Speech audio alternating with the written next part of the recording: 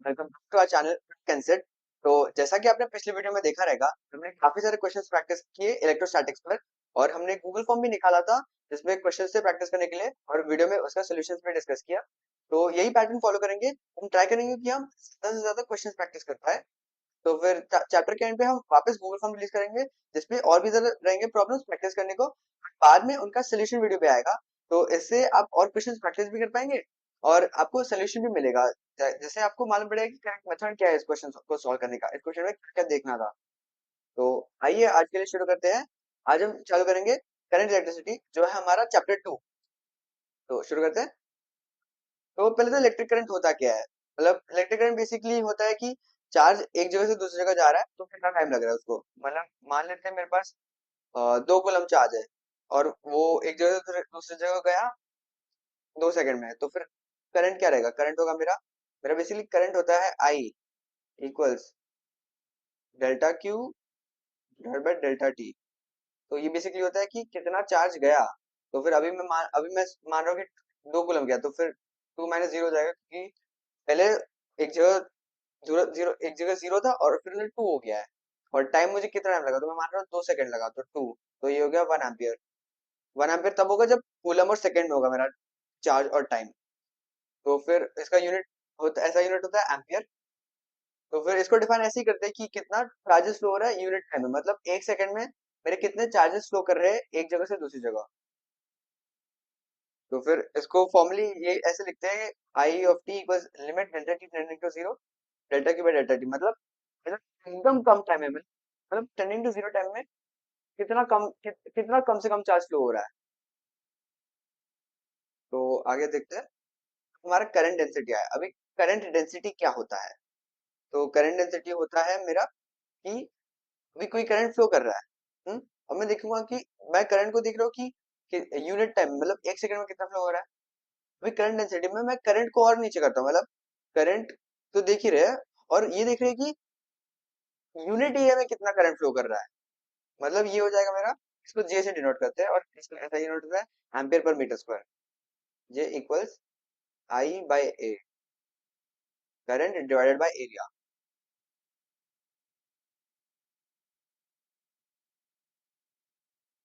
तो यहाँ से इसका ऐसे डिनोट आता है A divide by meter square. तो अभी मान लेते हैं कि मेरे पास एक वायर है, हाँ, जिसका रेडियस मैंने मान लिया आर इक्वल्स 2 मीटर्स, और इसमें से करंट फ्लो कर रहा है आई इक्वल्स 8 पाई एम्पियर्स मान लेते हैं।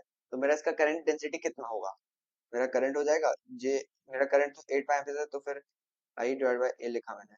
इसमें मेरा ए क्या होगा। ए इक्वल्स, मेरा वायर है जिसका रेडियस 2 मीटर, तो एरिया पाई स्क्वायर होगा।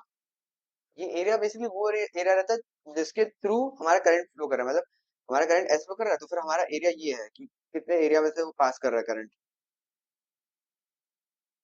तो इधर हमारा हो जाएगा J equals 8 pi divided by pi into 2 का स्क्वायर। तो ये हो जाएगा 2 एम्पियर पर मीटर स्क्वायर। ऐसे करते हैं ये सॉल्व, कि जे ऐसे निकालते हैं कि करंट डिवाइडेड बाय एरिया। इसका और एक फॉर्मूला होता है जो कि होता है जे इक्वल्स सिग्मा ई। यहाँ ई होता है हमारा इलेक्ट्रिक फील्ड। तो जे इक्वल्स सिग्मा ई,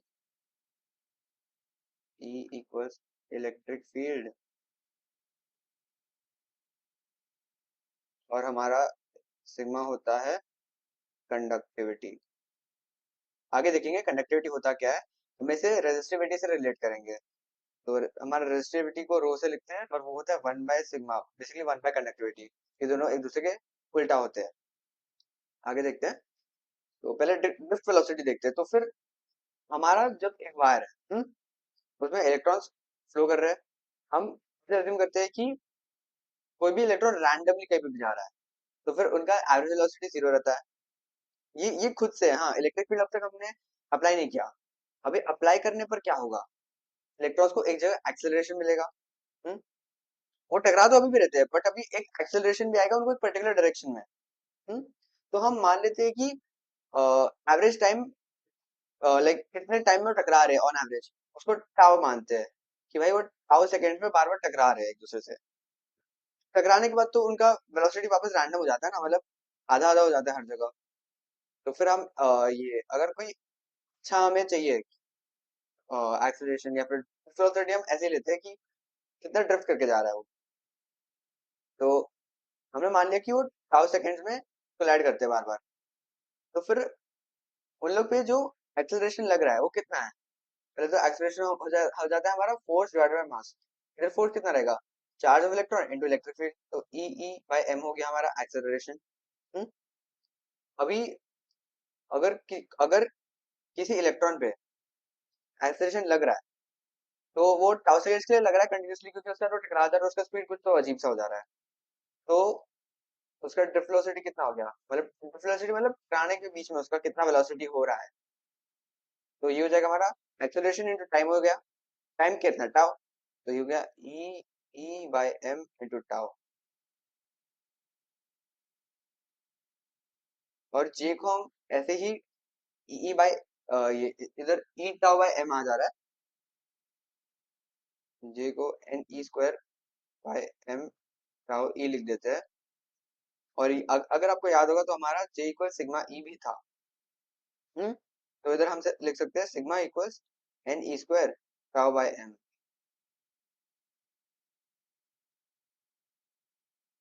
ये फॉर्मूला याद कर लेना, क्योंकि इससे डायरेक्टली क्वेश्चन आ जाते हैं, तो फिर इजी मार्क्स है ये, इसे छोड़ना नहीं है।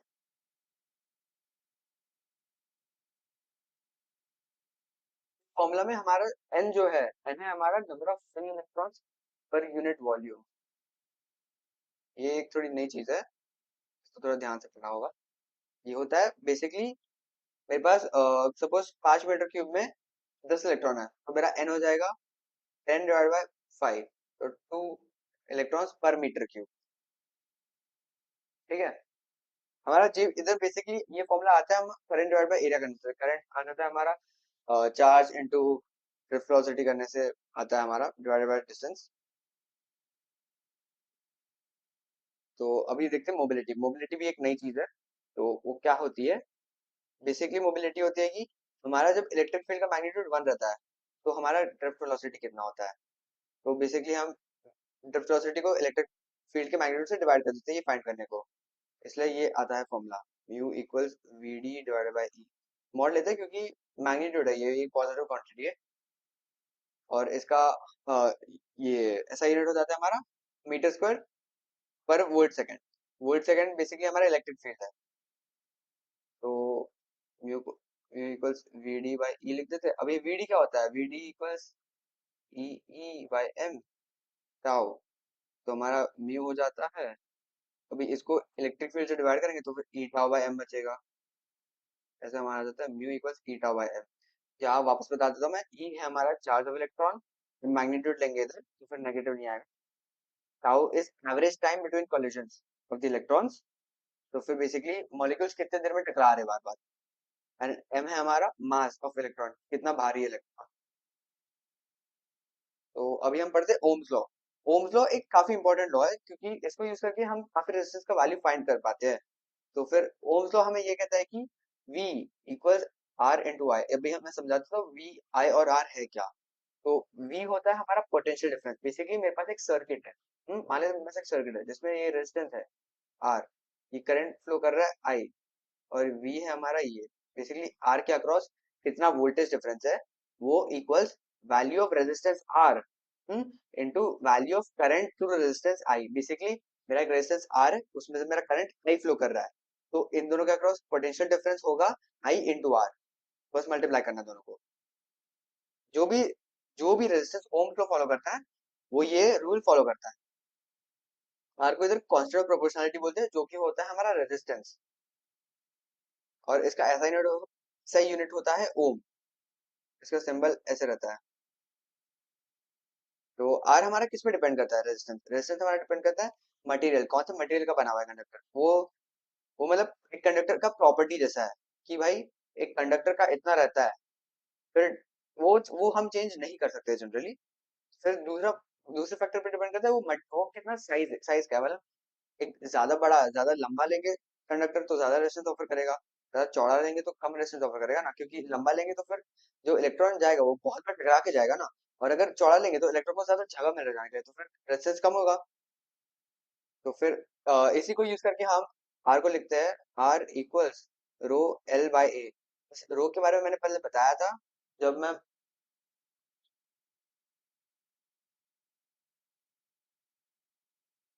अगर आपको याद हो तो हमने रेजिस्टिविटी के बारे में डिस्कस किया था करंट डेंसिटी में।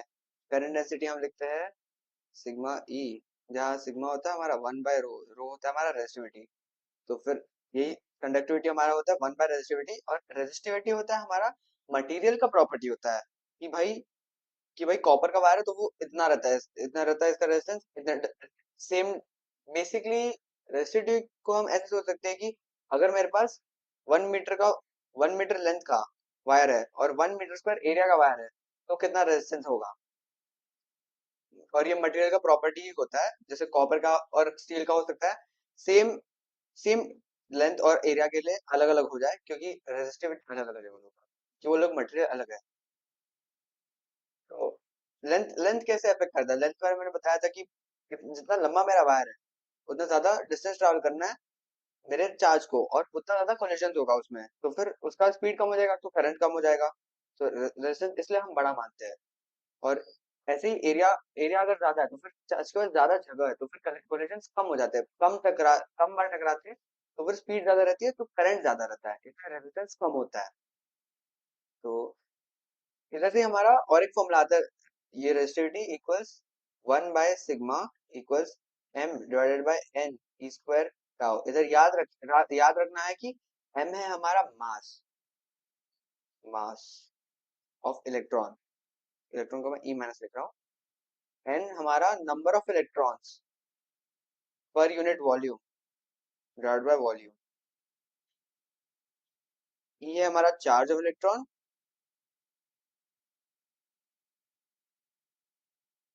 और हम टाउ हमारा एवरेज टाइम ऑफ कोलिजन, मतलब कितने देर में मॉलिक्यूल्स टकरा रहे हैं एक दूसरे से।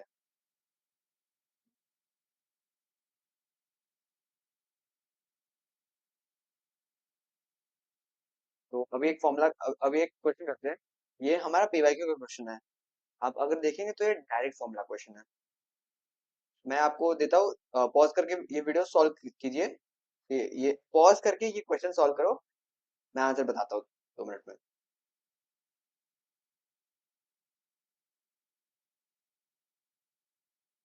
ठीक है, तो ये इसका सोल्यूशन देखते हैं अभी। तो क्वेश्चन एक बार अच्छे से पढ़ते हैं हम।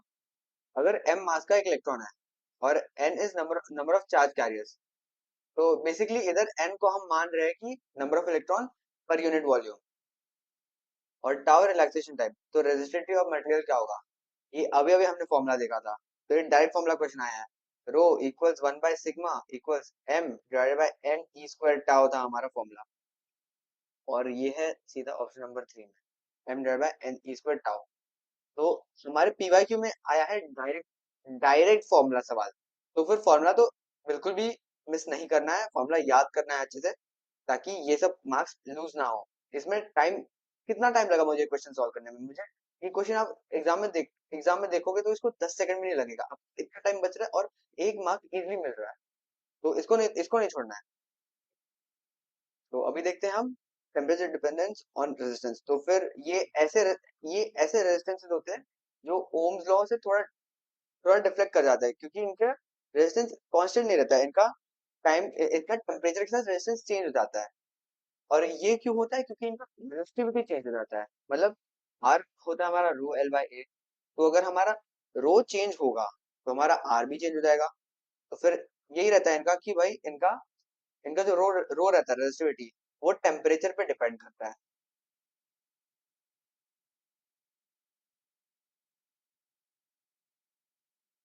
तो इसीलिए इनका टेम्परेचर के साथ रेजिस्टेंस चेंज हो जाता है, क्योंकि इनका रो चेंज हो जाता है। तो फिर यूजुअली यही रिलेशन होता है।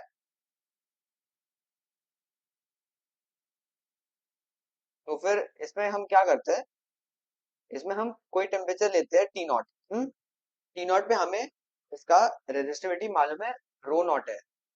तो फिर बेसिकली टी नॉट पे ये रो नॉट है, और टी पे ये है रो टी। तो फिर इसी इसी से हम ये फॉर्मूला बनाते हैं कि rho T equals rho not into 1 plus alpha t minus T not. तो अगर हम इधर t equals T not put कर दें तो फिर अल्फा इंटू जीरो हो जाएगा, तो फिर हो जाएगा 1 इंटू रो नॉट जो था हमारा टी नॉट पे रेजिस्टिविटी। तो ऐसे ही हम आगे के टेम्परेचर के लिए निकाल सकते हैं और पीछे के टेम्परेचर के लिए भी निकाल सकते हैं। इधर अल्फा होता है टेम्परेचर कोएफिशिएंट ऑफ रेजिस्टिविटी, मतलब कितना चेंज आ रहा है रेजिस्टेंस में विद चेंज इन टेम्परेचर। आगे देखते हैं। अभी हम देखेंगे इलेक्ट्रिकल पावर और एनर्जी। बेसिकली अगर मेरा कोई इलेक्ट्रिकल सर्किट है, फिर ये रेजिस्टेंस है, ये बैटरी बना दी मैंने, तो ये आर, तो इसका मैं वी मान लेता हूँ और एक करंट आई मानते हैं। हम्म, तो फिर बेसिकली इलेक्ट्रिकल एनर्जी और पावर में ये देखते हैं कि हम इधर कितना एनर्जी जा रहा है, इधर कितना पावर जा रहा है।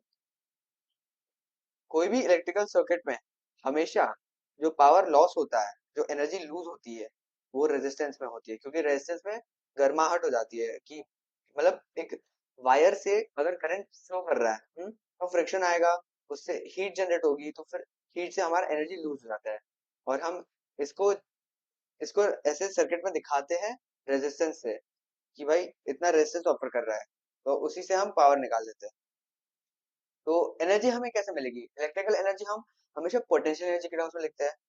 तो फिर वो क्या होती है हमारी, क्यू, कोई चार्ज क्यू फ्लो कर रहा है, तो फिर final potential minus initial potential होता है हमारा एनर्जी। तो फिर इसी को यही होता है हमारा final potential energy minus initial potential energy. तो फिर ये हो गया डेल्टा क्यू, कितना चार्ज फ्लो कर रहा है, into V B minus V A. B हो गया हमारा फाइनल पॉइंट और ए हो गया हमारा फर्स्ट पॉइंट। तो ये आ जाता है हमारा माइनस डेल्टा क्यू वी, क्योंकि हमारा जो पोटेंशियल है वो ए पे ज्यादा है बी से। हमारा करंट हमेशा high potential to low potential flow करता है, तो ऐसे ही हमारा एनर्जी डिक्रीज हो रहा है, इसीलिए हमारा पावर लूज हो रहा है। और और हमें टाइम के साथ भी देखना ना, मतलब इधर फिर मैं इस डेल्टा क्यू को क्या लिख सकता हूँ, हम हमेशा चार्ज तो नहीं देखते, हम करंट देखते कितना करंट फ्लो कर रहा है। और मेरा आई होता है delta Q by delta T, तो मैं डेल्टा क्यू को लिख दूंगा आई इंटू डेल्टा टी। तो बेसिकली मेरा यू एनर्जी हो गया minus I we delta T. अभी हमारा पावर क्या होता है? पावर होता है हमारा एनर्जी डिवाइडेड बाय टाइम, कि भाई कितना एनर्जी चेंज हो रहा है कितने टाइम में। तो फिर मैं पावर को लिख सकता हूँ P equals you by delta U by delta T. Delta U को मैं लिख सकता हूँ आई वी डेल्टा टी, उतना ही एनर्जी चेंज हो रहा है मेरा। तो फिर ये हो गया मेरा minus I we delta T cut गया, तो मेरा आ गया P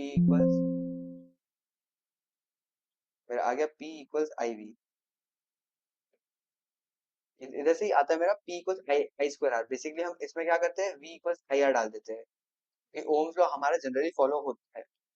तो फिर V इक्वल्स आई आर इस फॉर्मूला में पुट करने से हमें आता है P equals I square R. वैसे ही I को V बाय R डालने से आता है P इक्वल्स V स्क्वायर। तो अभी एक प्रॉब्लम करके देखते हैं।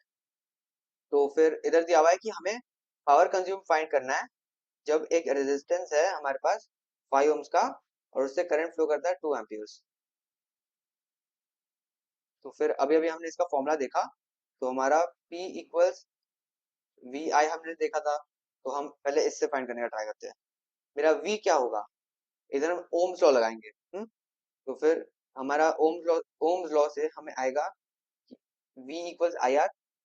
तो मैं V को आई आर लिखूंगा, तो ये हो जाएगा मेरा 2 into 5 equals 10 volt.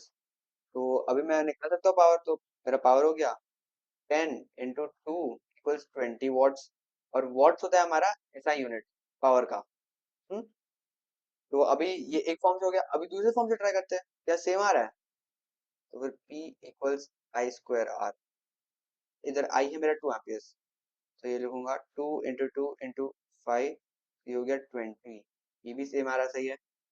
P equals V square by R, V निकाला मैंने 10, तो फिर 100 डिवाइडेड बाय 5, ये भी आ गया 20 वॉट्स।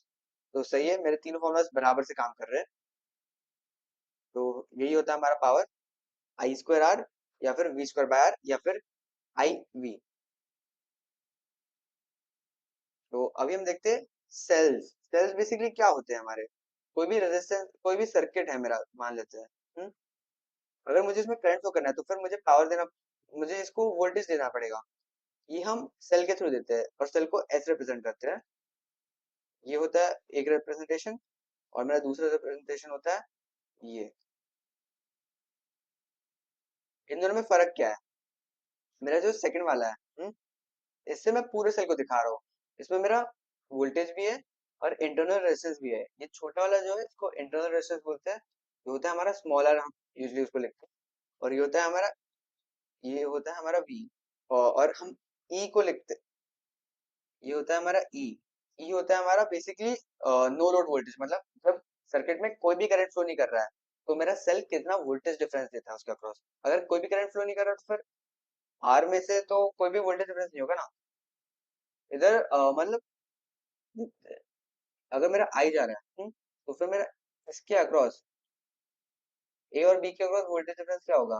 मेरा होगा ई माइनस आई आर। सही है।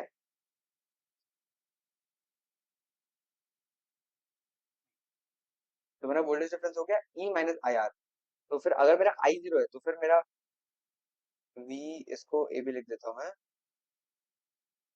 हम्म, हाँ तो फिर ये हो गया मेरा E minus zero are equals ई। तो फिर इसलिए इसको नो लोड वोल्टेज बोलते हैं। ये होता है मेरे सेल के अक्रॉस, मेरा सेल ये पूरा है, ये ई और आर दोनों है, मिला के है मेरा सेल। तो नो लोड वोल्टेज होता है मेरे सेल के अक्रॉस जो वोल्टेज डिफरेंस आ रहा है जब मेरा करंट जीरो है उसके थ्रू। तो फिर ये इंटरनल रेजिस्टेंस वही होता है कि बेसिकली सेल में अंदर छोटा सा रेजिस्टेंस क्या है, क्योंकि अगर मैं उसके अक्रॉस वोल्टेज देखने जाऊं तो जब मेरा करंट फ्लो हो रहा है मेरे सेल के अक्रॉस वोल्टेज चेंज हो जाएगा, मेरा ई माइनस आई आर हो जाएगा ना। अगर आई टू है तो फिर ई माइनस टू आर होगा, अगर आई थ्री है तो ई माइनस थ्री आर होगा।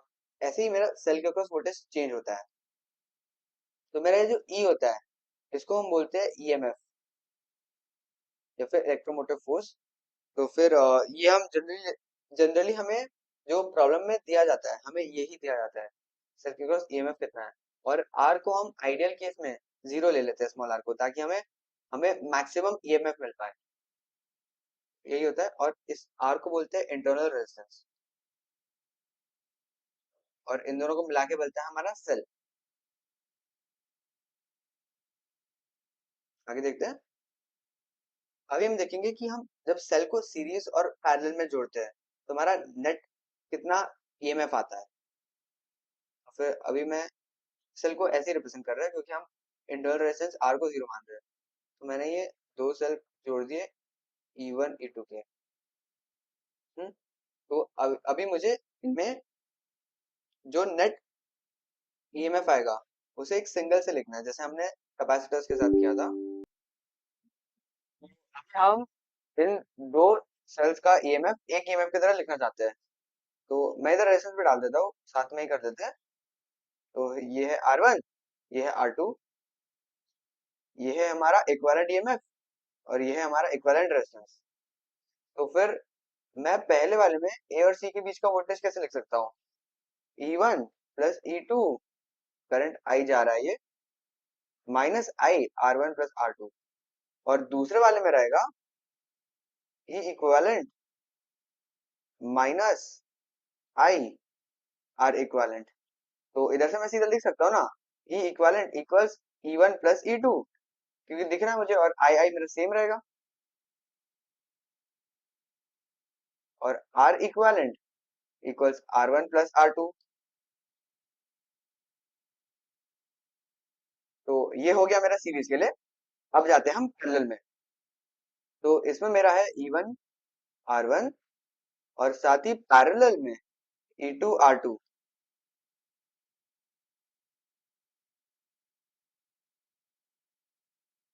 और ये है बाकी का सर्किट। तो इसमें हम इक्विवेलेंट ईएमएफ फाइंड करने के लिए इधर अंदर एक करंट मान लेते हैं। तो इधर इधर आई है और इधर ऐसे आई है। तो ऊपर में हमारा जो ए और बी के बीच में वोल्टेज जो रहेगा वो ई वन प्लस आई आर वन हो जाएगा, क्योंकि हमारा करंट लेफ्ट टू राइट जा रहा है, तो रेजिस्टेंस में potential drop left to right रहेगा। और हमारा जो सेल रिप्रेजेंटेशन है उसमें जो लंबी डंडी है प्लस रिप्रेजेंट करती है, वो लेफ्ट है और छोटी डंडी राइट है। तो प्लस माइनस दोनों E1 और R1 का सेम हो गया इधर, तो इधर ऐड हो रहे हैं।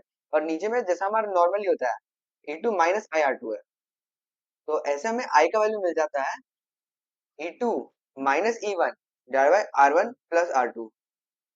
तो मैं E इक्विवेलेंट को लिख सकता हूँ potential difference across A and B, क्योंकि मेरा बाहर का करंट इसमें जीरो माना है ना हमने। तो ये हो जाएगा E1 प्लस आई आर वन, ये हो जाएगा E2 minus E1 divide by R1 plus R2 into R1 plus E1, ये हो जाएगा E1 R2 plus E2 R1 divide by R1 plus R2। ये है मेरा इक्विवेलेंट ईएमएफ पैरेलल के लिए, E1 R2 plus E2 R1। इधर ऊपर गलत लिखा हुआ है। अभी हम R इक्विवेलेंट फाइंड करेंगे। R इक्विवेलेंट फाइंड करने के लिए हम इधर से घुसता हुआ कैपिटल आई मानेंगे और निकलता हुआ कैपिटल आई मानेंगे। तुम्हारा इक्विवेलेंट रेजिस्टेंस तो पैरेलल रेजिस्टेंस हो गया ना इधर, तो 1 by R equivalent equals 1 by R1 plus 1 by R2। ये हो गया मेरा सॉल्व। ये इक्विवेलेंट वापस लिख देता हूँ एक बार इधर, E1 R2 plus E2 R1 divide by R1 plus R2। तो एक बार वापस देख लेते हैं। अगर सेल्स सीरीज में रहेंगे तो हम उनका ईएमएफ और रेजिस्टेंस दोनों ऐड कर देंगे नया सेल बनाने के लिए, जो हमारा फाइनल सेल रहेगा। और अगर पैरेलल में है तो हम रेजिस्टेंस पैरेलल कॉम्बिनेशन ले लेंगे, और हमारा जो ईएमएफ रहेगा ई, उसका हम रेजिस्टेंस दूसरे रेजिस्टेंस का कॉम्बिनेशन लेंगे, जैसे E1 R2 plus E2 R1 divide by R1 plus R2। तो आज की वीडियो के लिए इतना ही। हम अगली वीडियो में किरचॉफ्स वोल्टेज लॉ पढ़ेंगे, जिससे हम पूरा सर्किट सॉल्व कर पाएंगे। हम करंट फाइंड कर सकते हैं, वोल्टेज फाइंड कर सकते हैं, पावर, रेजिस्टेंस सब फाइंड कर सकते हैं सर्किट में। तो सर्किट्स में वो काफी काम का आता है, उससे हम काफी सारे क्वेश्चंस प्रैक्टिस कर पाएंगे। तो मिलते हैं हम अगली वीडियो में।